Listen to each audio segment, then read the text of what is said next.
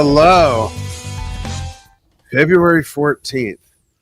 Dan here with Steven, his son. and our producer and guy in charge of all our content.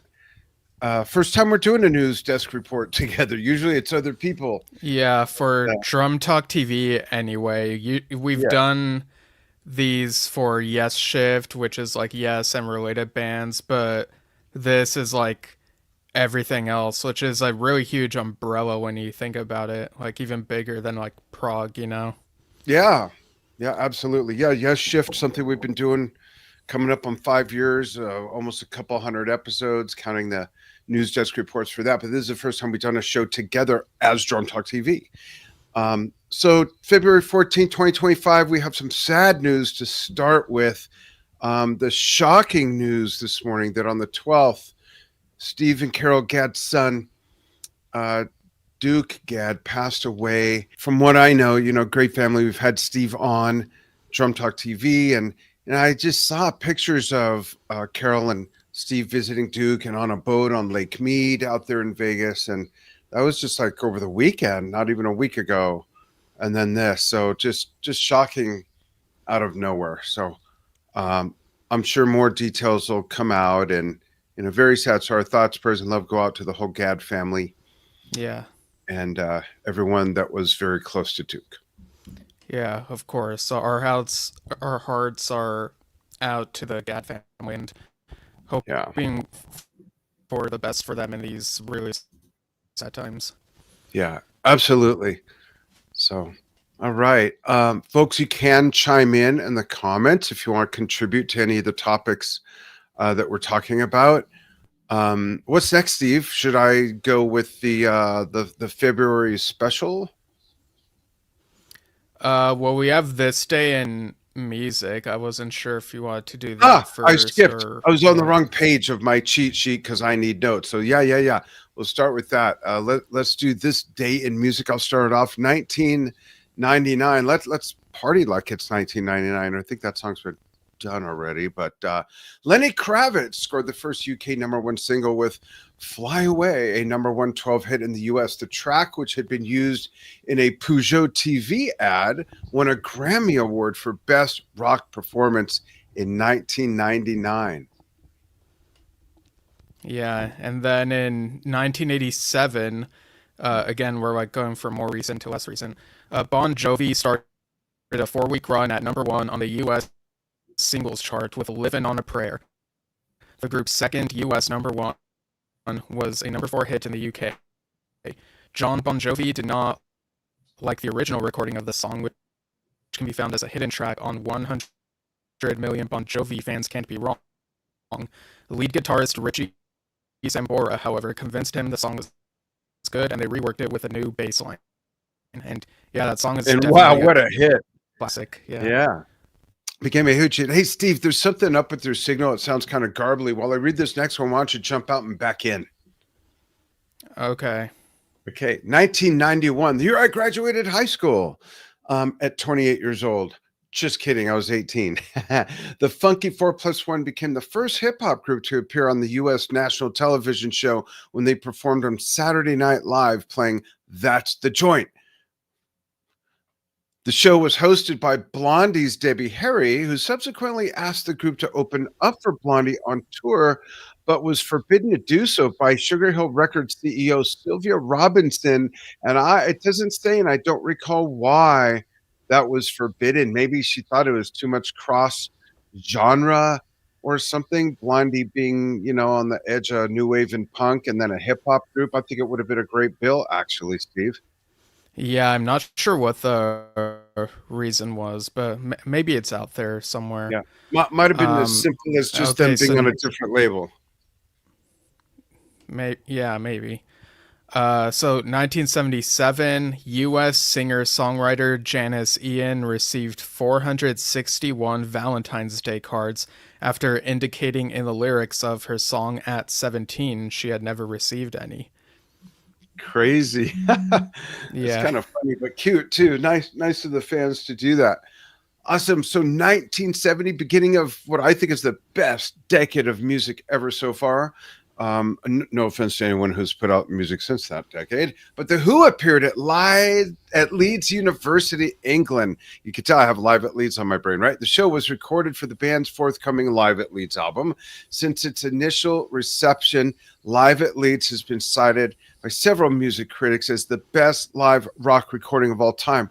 The University of Leeds Refectory has now been named a national landmark in the UK, commemorated with a blue plaque, quite a designation in the UK, and for them hosting a legendary concert by a legendary band, by a legendary drummer whose album became a legendary live album. Most times I've ever used legendary in one sentence. I think that was pretty legendary.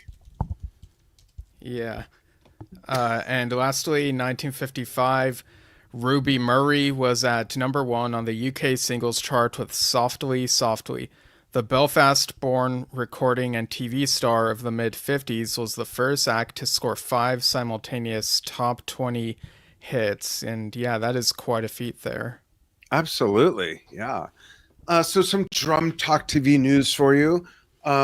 We could say this. Darn, we should have had a photo ready of Danielle, because Danielle Major is not here, who usually does News X reports with Steve or one of us, because she had a baby in the middle of the night.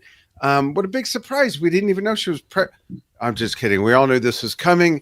He was due on the 26th or 27th, if I remember correctly, and doctors decided he was too big to hang out in the cocoon anymore. So congratulations to Danielle and her husband, Daniel.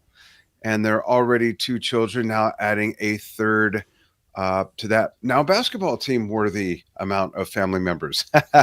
So yeah, congrats to the whole family. Yeah. Yeah. Baby's very cute, and he's going to have your curly Q hair, which is really awesome. Also, Steve, for the membership site, let's give out what we have in the notes and then tell them there's an Easter egg when they get there. How does that sound? Yeah, okay. Because they'll come across the Easter egg when they follow the steps, I think, right? Yeah, I wasn't sure if we wanted to mention it like right up front, but if you want them to just discover it, then I guess you could do that. Okay. So there's 2 specials for the Drum Talk TV membership site. One of them's an Easter egg if you follow the first step. Here it is. Steve will put a link in for something else, but for this one, the link is www.drumtalktvbrilliance.com. That's our membership site. And if you go to checkout to become a premium member, there's a free level, but a lot of extras if you become a premium member. And our special this month is 3 months for only $14 total. The regular price is $12 a month or $120 a year. But if you follow the steps, wink, hint, follow the steps, go to checkout and use the code DTTVB314, which actually, if you follow the steps, that'll be moot.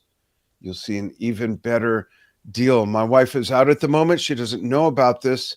So Steve and I and the team are going to get away with this for as long as we can. Sign up. It's a Dan's lost his mind deal. Okay. So go to that link and you'll know what to do next. Is that pretty clear, Steve? I mean, so easy. A drummer can do it. Yeah, I think so. Yeah. Okay, cool. We're good. All right. We'd love to have you folks. We'll show you some of the fun stuff in a moment too. Yeah.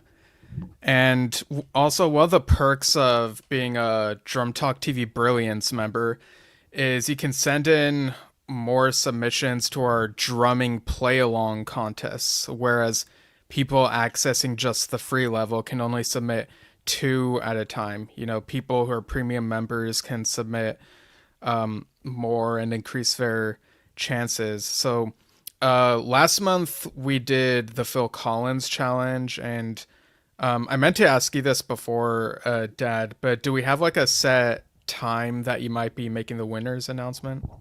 When I'm done. No. The set time, let's say it will be 1 sec. It's tomorrow on the 15th, and it will be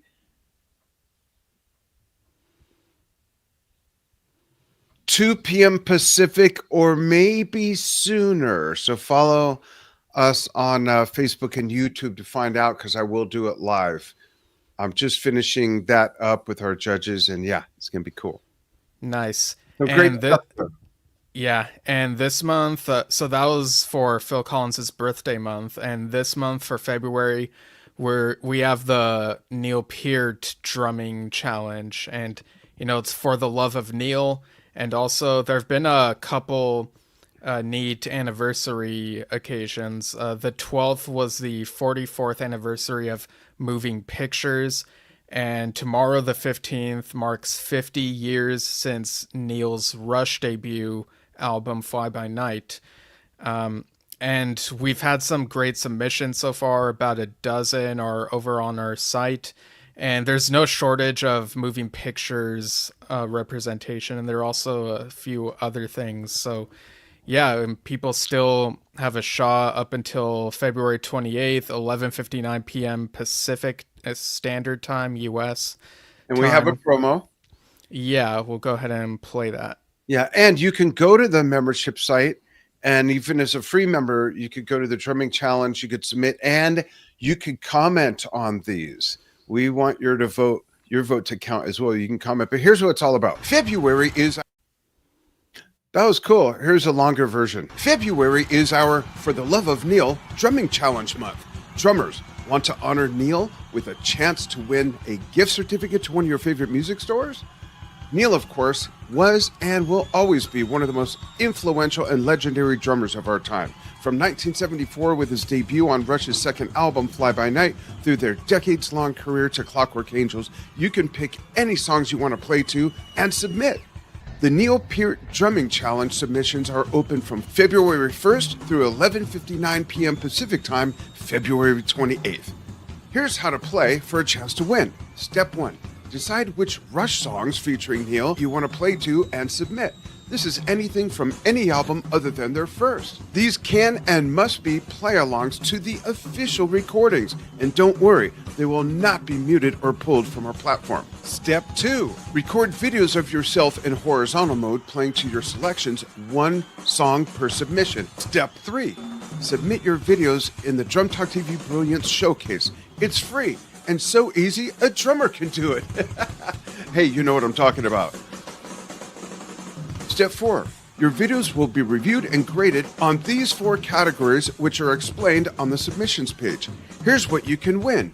First, second, and third place winners get a gift certificate to their favorite music store and a Drum Talk TV shirt, picked from 36 designs. Don't miss out. Join us in honoring Neil Peart. All right. That's really a fun thing to see other people playing Rush music and just the different setups and everything like that. And we've got Vinnie Paul, a tribute to Vinnie Paul next month.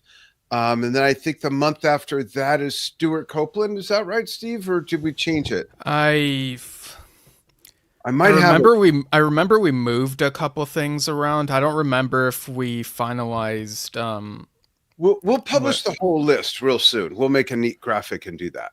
Okay, yeah. Yeah, but so we've got Mike Portnoy as one of them, and we've got Vinnie Paul, we've got Chris Adler, we've got Stuart Copeland, just a bunch of other amazing drummers. And as Steve said, we did Phil Collins, we've done Keith Moon, we've done John Bonham, and a lot of fun stuff. This next thing we're excited about. And in all transparency, I'm hoping the video will work. It was too big to load, Steve, the one that has Spike, our friend Spike, who's in the video. So hopefully the audio will come through. If not, then we'll show the short video after that. But we'll tell you how Spike will be involved. So twice a month, first and third, typically the first and third Tuesday, we do a live game show that you can join via Zoom. You just got to RSVP. Steven's going to put in the RSVP for this upcoming game show in just a moment in the comments. And it's music trivia. And this month, the theme is punk rock history, punk music. Yeah, and it actually looks like I'm able to load the minute-long video or whatever it is. Really? Oh, okay. Yeah. You have a smaller file then, so you go ahead and load that while I babble a little bit. But you can win. There's prize packages up to $50 each, and the prize packages are music goodies that fit whatever the theme is. and we're looking forward to it. Then we're going to do another one. There it is. We're going to do another one on April. Dun, dun, dun, dun, dun. I think April 8th. Yeah. Because there was stuff going on the 1st, I think. Oh, I skipped over March. In March, we're doing one on the 4th, and that's going to be generational music, kind of a mixed bag. One round will be Woodstock trivia. One round will be Prague trivia. We know we have a bunch of Prague fans out there, especially through Yes Shift. I'm being invaded. And I forgot what the third one is off the top of my head, but 80s hair metal. That's right. You're right. Of course. 80s hair metal. There you go. Yeah, so Woodstock, Prague, and hair metal. Yeah. Yeah, those go together. Lots of fun. So here comes Spike and my wife. You'll only hear my wife, though you won't see her. Drum Talk TV fans, come get punked. Join our music-themed game show. Think you know music trivia? Prove it and win. Or win by guessing. With our music-themed game shows. Win awesome prizes. Can you make it to the top of the leaderboard? Here's Spike with your invitation. Hey boys and girls, this is Spike T. Smith from Sham 69, The Damned, Morrissey, New York Dolls, Killing Joke, and many more, inviting you to take a break and have some fun. Play Drum Talk TV's Come Get Punked Music Trivia Game Show, live online for a chance to win prizes. Think you know punk music? Bring it. We've even seen people win by guessing. This is February the 18th, 6 p.m. PST, 9 p.m. EST US time for about an hour. There will be 3 rounds, each covering a different decade of punk music, history, with a prize package of up to $50 for the winner of each round. Plus, you never know what surprise guests will be delivering some of the answers. Click on the link in the post for more details and to RSVP. Thanks, Spike. You work hard, so come have some fun. Brought to you by Rejuvenation. All natural plant-based juices. Rejuve your groove, baby. Black-owned, woman-owned, made and distributed in the USA.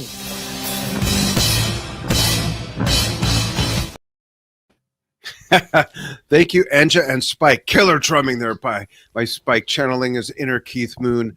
So come have fun with us for a chance to win. And like they said, we have seen people win by guessing. And we subsequently block them from all our channels. Anyhow.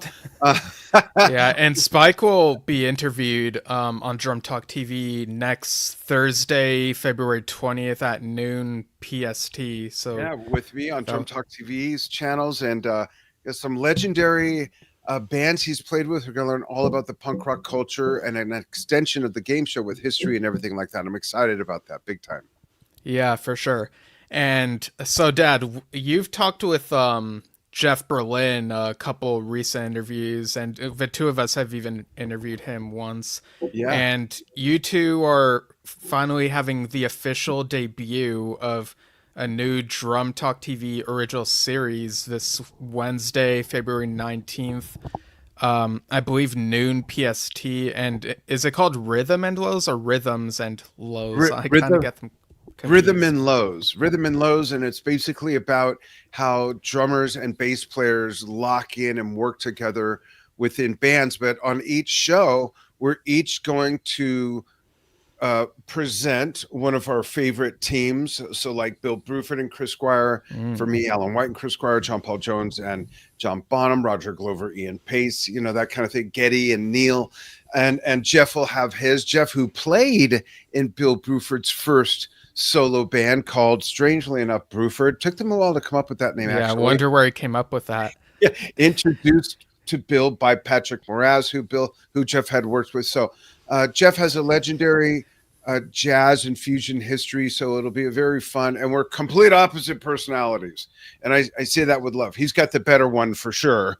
And it's going to be fun because he's a musical thesaurus, if you will, when it comes to theory and technique and all that. So I can't wait to see who he pulls out of his favorite list. It's going to be a lot of fun, and we will encourage everyone to chime in as well on each episode once a month with their favorites and on the topics of drums. And I almost goofed and said bass and drummers, of drummers and bass players that we talk about. It'll be fun. Yeah, it'd be kind of funny if he ends up like selecting Bill Bruford and Tony Levin. That's funny. I wonder if he's watching. Yeah, Oh, go ahead. I was just gonna say, I wonder if Anderson, Bruford, Wakeman, Howe had to pay the band Bruford to use a Bruford name. That's funny. Interesting. And maybe I'll use Bill Bruford and Tony Levin and punk him in the first episode. Oh my God! Yeah, I might get punked. I might do that as a joke. That's a genius idea there, Steve. And Jeff and I on Saturday are going to either record a promo or go live. I'm not sure yet. We'll decide by the time we do it tomorrow. So if you don't see us live, you'll see the promo right after that. So that'll be fun. I'm looking forward to that. For sure. And coming last weekend of March is the Las Vegas Drum Show. So what do you think of that, Dad? You like drumming, and you like Las Vegas, right? Do you like shows?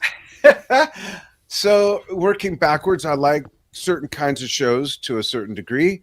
I do like Las Vegas to a certain degree. That's where I started Drum Talk TV. As you know, Enja and I lived there for years and years. A bunch of the kids live there. The new great-grandson who's a year old this month, and a bunch of the grandkids. So we do go back there a lot for business and fun.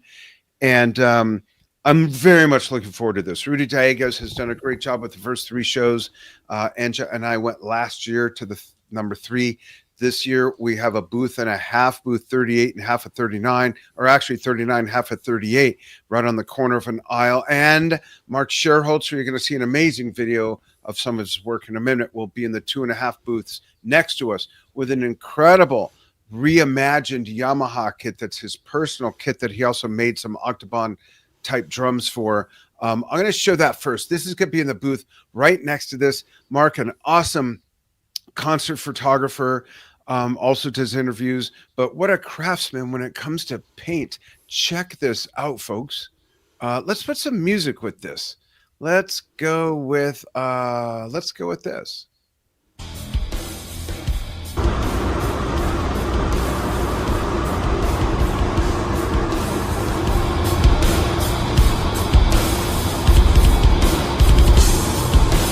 A kid is back. 22-piece kit.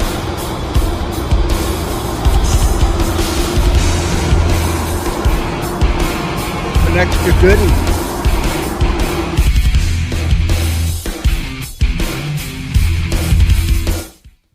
Just an incredible kit. Yeah, I mean, that flame design itself feels kind of punkish in a way, funny enough. It does in a way, and it's so classic of like hot rods and speedboats, and it's got the, I gotta ask Mark, I'll interview him at the show, it'll be there. I don't know if that's glass or glitter, and there's a difference between a glitter finish and a glass finish. I don't know if in paint there's glass, but there is in drum wrap material and glitter. So it'll be a fun. I can't wait to, I hope he lets me play it. I don't know. Just a beautiful, beautiful kit. But here's what the Las Vegas Drum Show is all about. That's Louis Palmer that you'll have to wait till next week to see that full video of. Here's what the Las Vegas Drum Show is all about. I think. Is this it? Or is it this one?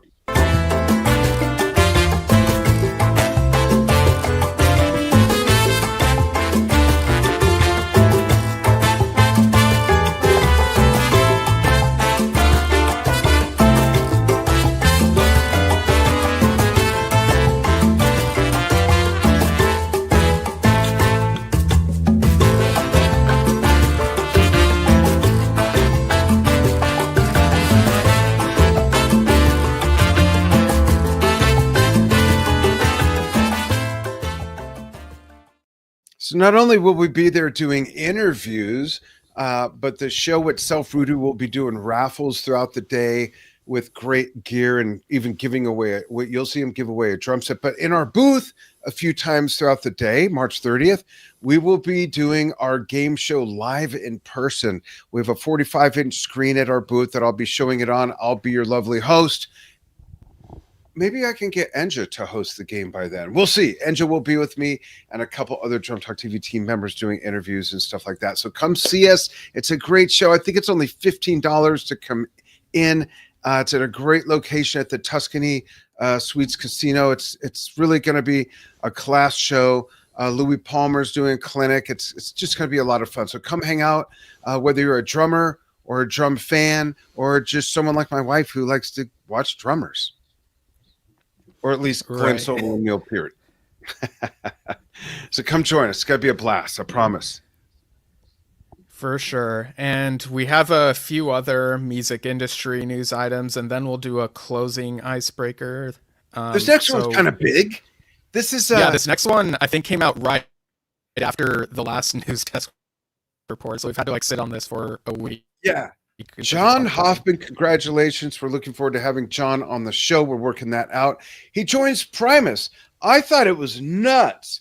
I mean, seriously, I thought it was nuts when they put out a public audition call, but great PR move, and they found someone. It's John Hoffman. He joins Primus, and DW Drums as well, official endorsing deal there where he's endorsing the brand. Awesome. He recalls that the drummer who auditioned right before him was Nikki Glaspie, who we've interviewed years ago from Dumpster Funk fame. Dumpster Funk, she's such a great drummer, and he thought, wow, I don't know if I can hang, but he got picked. So he's also long been into DW Drums and has become part of their artist roster. We've got a video of a mind-bending exercise that John's doing right here. Check this out.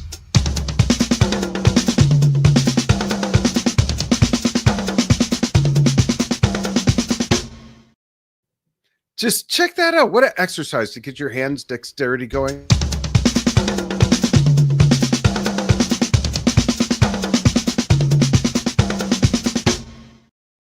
So cool. Love it. So congratulations, John.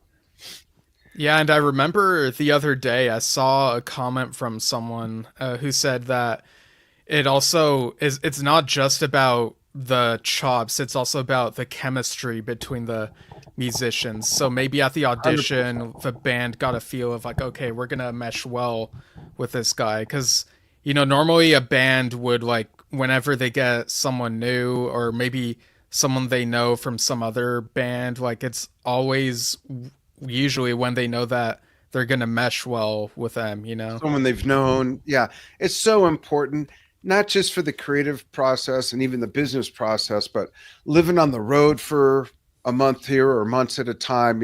You got to be able to put up with someone's crap. I mean, let's face it, we all bring crap. So there you go. Especially if there's a guitar player in the band, there's going to be crap. Yeah. Anyhow, yeah, congratulations, man. That's awesome. We can't wait to have you on, talk to you about your musical journey and stuff like that. Lars stuff. Yeah, for real. And I see in the comments, Shane Mullen is tuning in from South Australia. Wow, nice. Thanks for tuning in. And someone going by the name, or maybe it's their initials, AV, says paradiddles with feet, hi-hat and kick. What's better than that? And go for it. Absolutely. Yeah. I like that better than double bass paradiddles because simply the sound mixture. Yeah. Yeah. Nice. Okay, so this next bit of news, Fountains of Wayne are having a reunion. So this was a rock band. I guess they're also kind of pop, but they were active from 1995 to 2013. And they had surviving members do an online performance in 2020 after their bassist, Adam Schlesinger, passed away from complications with COVID. But recently, they have announced appearances at Milwaukee's Summerfest over the July 4th weekend and the Ocean's Calling Festival in Ocean City, Maryland on September 26th. And Max Collins from E6 will step in for bass duties for these performances. So this is a band that I only know one of their songs because it's a hit song that's played in places, Stacy's Mom. So they definitely have a following, and yeah, it's interesting. A lot of thought had to have been put into this to do this reunion, Yeah, not easy. Yeah. So good for them. That's awesome. Here's some news I'm personally excited about as a music fan. Tickets for the Black Sabbath reunion tour went on sale today. Sharon Osbourne said in a recent interview that Black Sabbath musicians agreed to Ozzy's request for this reunion when they heard it was for charity. The day will also feature a super group including the Smashing Pumpkins' Billy Corgan, Rage Against the Machine guitarist Tom Morello, Slash, and Duff McKagan from Guns N' Roses, and more. And this will be indeed the original Black Sabbath lineup with Ozzy, Bill Ward, Tony Iommi, and Geezer Butler. Very, excuse me, exciting. And I've seen videos of Tony and Sharon talking about this. And Ozzy's doing a solo set as well to honor the Randy Rhoads years, and Rudy Sarzo is going to be part of that. Very exciting. I saw Ozzy with that lineup when his second album came out. It was New Year's Eve as we moved from 1981 into 82. Don Airey of Rainbow and Deep Purple fame playing keyboards with a scary skeleton mask on up at one of the towers in the castle set that they had at the Los Angeles Sports Arena. I saw that. And Randy Rhoads played with Rudy in Quiet Riot at my high school in my sophomore or senior year. I don't remember. And I was literally like 2 feet from Randy when he kneeled on his shins at the edge of the stage, just playing blazing solos on his blonde Les Paul. Just what an amazing talent. So that'll be interesting to see. I really hope Ozzy can hang through 2 sets. I know it's a short set for the Ozzy set, but he can't really walk anymore, but his voice still sounds, everything I see, he still sounds really good. So I hope they make a product out of this, if not live stream it. I'd be happy to pay whatever the product is, especially, again, that it's going to charity, because this will be a huge memento to cap off a career that started out in Birmingham way back in the 60s, a trailblazing band that went through quite a few changes. So good for them. This is really cool. I've got like my wish list of a few songs that are not the average normal high rotation radio play singles that you might normally think of. Some things from Volume 4, Technical Ecstasy, Never Say Die, those albums, especially Sabbath, Bloody Sabbath. So curious what other people's thoughts are on this whole thing. Yeah, it'll be a huge event, I'm sure. Absolutely. In size and gravitas, for sure. Yeah. All right. So this next bit of news, this was something that I saw in an Instagram story. And, you know, in this Instagram story, the picture was of these 3 people, Adam Miller, Nat Walker, and Ruth Radley, formerly of the band Chromatics. And so when I saw that photo, I was like, wait, are they like reuniting as a trio under a different name? And then it turns out that they've collaborated and contributed to a video game that's coming out in 2 parts on February 18th and March 18th. And this video game is titled Lost Records, Bloom, and Rage. And this is about 4 former friends from Michigan who reunite after 27 years. And yeah, I had not heard of this game. So like after hearing this news, I checked out the trailer for it and heard the music. And I'm like, oh yeah, that definitely sounds like their sound, you know? Yeah, this is really neat. I can't wait to hear that. Because Steve's the one that turned me on to Chromatics. Was that 3-4 years ago now? We went on that. Yeah, it was it was like around Thanksgiving 2021 I turned them on to you, and it was at that same time I found out, oh, they've broken up. Like you had like those like, 3 on. Yeah, like those 3 had made a statement and Johnny had made his own statement. So like there's not a whole lot of info, but like it feels like there's like a divide between the 3 and the ones. 2 camps now or something. Yeah, but to see these 3, you know, they've been good friends since the split. You know, they've always been supporting each other. So to see that they've collaborated on something recently, and I would have definitely been excited if they had formed their own band, but this is still really cool. And I love video game soundtracks. I don't listen to them as often as lots of people do, but when I do hear them, like, I really appreciate all the work that goes into them. Absolutely. Alan White did a ton of that work. Alan White of Yes did a lot of that. Oh, did he? Yeah. Look that up. I didn't know you must didn't have know forgotten, that. huh?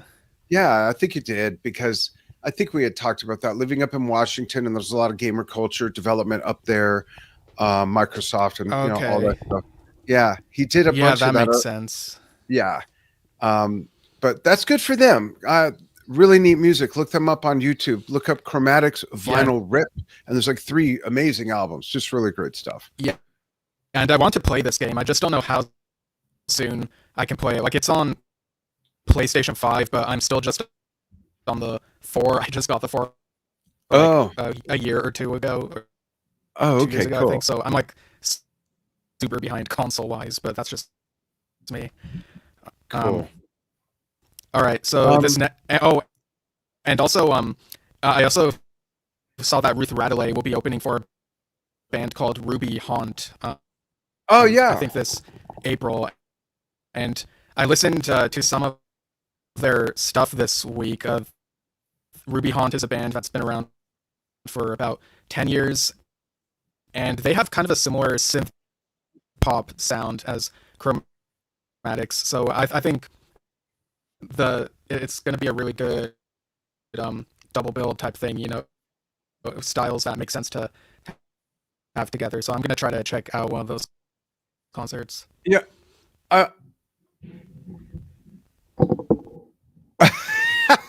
What? Cool Guy Jay says, can we mute Dan? He has bad opinion. About what? That's funny. Let me know what I've got a bad opinion about. I can't remember giving an opinion on something. Maybe Black Sabbath. I don't know. That's funny. Oh, yeah. I don't know.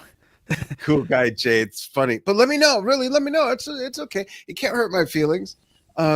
So, Steve, can you start reading the feedback on the Led Zeppelin movie? I have to text something to Angela real quick. Okay. So recently there was a documentary that got released, I think in select theaters. It's called Becoming Led Zeppelin. And it included, there are a couple of reviews here that we got from followers who commented. So go ahead and read this first one. Danny Rutherford said, "It was worth it, if only for the amazing rare footage and never before heard interviews from Bonzo. If you're looking for a deep dive into the band's struggles like many docs, you won't find that here. I think the extended rare live performances were the highlight of this film, including the very first appearance of Zeppelin in Denmark. Also, a killer overhead shot of Bonzo's right foot doing business on the kick drum. A must-see for any Zeppelin fan." That's awesome. And then this... Cool. I could do the next one.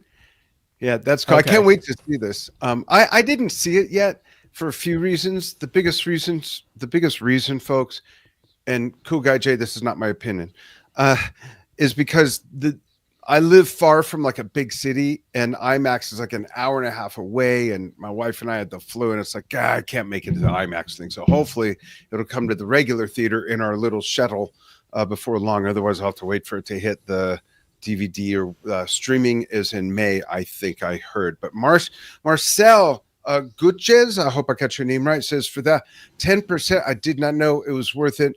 And the discovered interview with John Bonham was the cherry on the cake. I would like to see it again, but on Blu-ray or DVD. For that 10%, I don't know what that refers to, but I did hear how that... It's the 10% that was like not already known, I guess.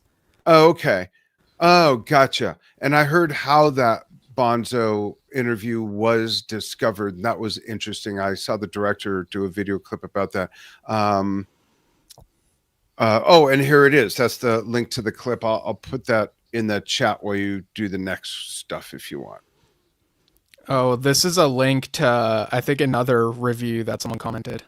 So. Oh, okay. Okay, yeah. well, I didn't look at that yet. we could go ahead and share that. Okay. So, yeah, it does a really good rundown of his thoughts on the thing. His Cool. name is Michael John Thomas Jr., so I'll go ahead and put that in the comments. I got it. But yeah, I'm curious to watch this documentary too whenever I get the chance. It won't be in theaters for me, but whenever it's on like home video or whenever. There's no IMAX near you? I mean, there should be. I don't even know if this doc is playing near me. Let me see. Like, is it even still playing in theaters? I don't even know. I think it is. Okay, yeah, it is. Yeah, it's playing at a couple theaters near me, but Here we go. it kind of takes a lot for me to want to go to the theater to see something. Like, I get it. don't This is know. Led Zeppelin, though. Have you ever seen IMAX? Yeah, but Okay. I don't really care about IMAX or 3D or any of that. I'm kind of the format. same I way. just want to see the thing, Yeah, I'm the same way. IMAX, I'm afraid it'll be so big and so much motion, it'll be hard to. I'd rather just see it on my flat screen. Or Like for me, regular it's whatever's playing at the most convenient time for me. Okay, that's reasonable. Cool. Yeah, what else do we have yeah. happening? So I guess we'll see what ends up happening. Okay. But last news item before we get into the closing icebreaker. So The Weeknd, whose birthday is in a couple days, I think on Sunday, released a music video for "Cry for You," and it's cool. It's in black and white. It has nice cinematography. His recent album, "Hurry Up Tomorrow," has been out for I think 2 weeks now, and it's been doing pretty well apparently. And the bits I've heard I've liked, but I haven't listened to it in full yet. I was gonna make time for it for this morning, but and I had to do some other things. But I'm gonna try to listen to this album this weekend. Cool. Yeah, and The Weeknd was like a wreck from Danielle, and I mentioned to her that I really liked the album she recommended by him called Dawn FM, where it's kind of like a radio broadcast style. So in that sense, that one kind of reminded me of the Who Sell Out, but a more modern version. It was really cool. Nice. Awesome. Yeah. That's our Right, news.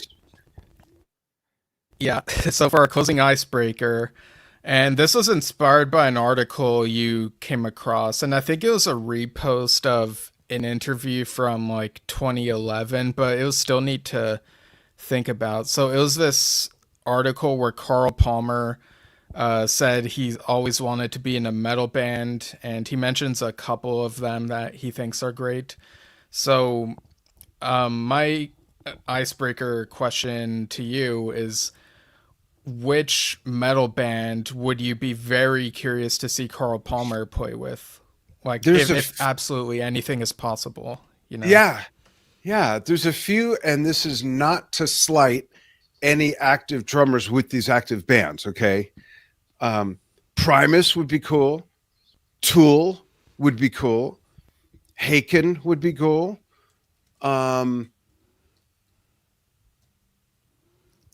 Lamb of God would be cool.